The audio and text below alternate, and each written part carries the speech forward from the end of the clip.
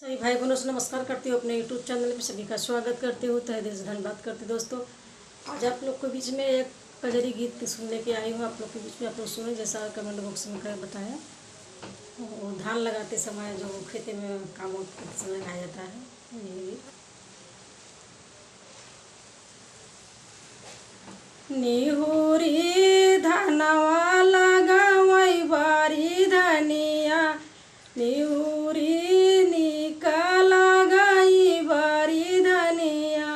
निहुरी धनवा लगावई ना, निहुरी निकल गई बारी धनिया, निहुरी धनवा लगावई ना।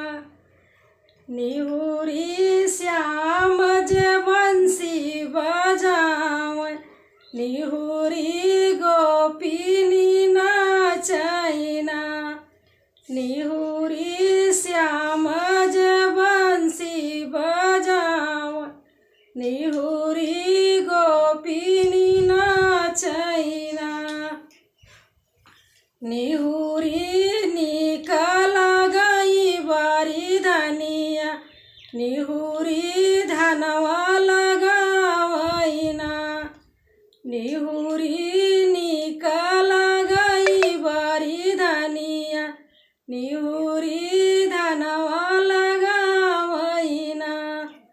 निहुरी नहरै का पनिया बेरावै, निहुरी गावै कजरिया ना, निहुरी नहर का पनिया बेरावै, निहुरी गावै कजरिया ना।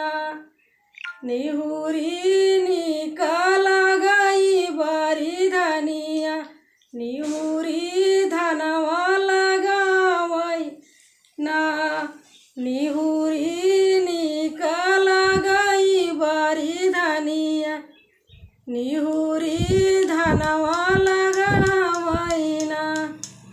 निहुरी गोरियो घड़ी लवा जेवर, निहुरी पनिया पियावई ना, निहुरी धनिया जे घड़ी लभा रावई, निहुरी पनिया पियावई ना। निहुरी निकल गई बारी धनिया, निहुरी धनवा लगावई ना। निहुरी सैया का सजिया सजावई, निहुरी लड़का खेलावई ना, निहुरी पियवा का सजिया सजावई, निहुरी लड़का खेलावई ना।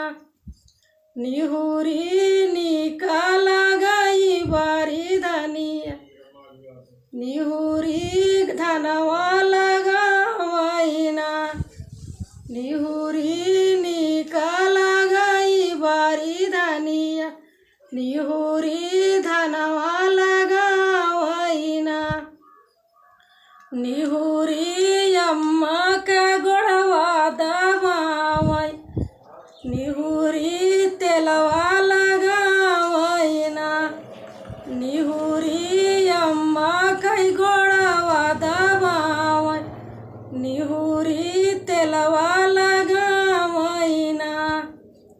निहुरी निकल गई बारी धनिया, निहुरी गावई कजरिया ना, निहुरी निकल गई बारी धनिया, निहुरी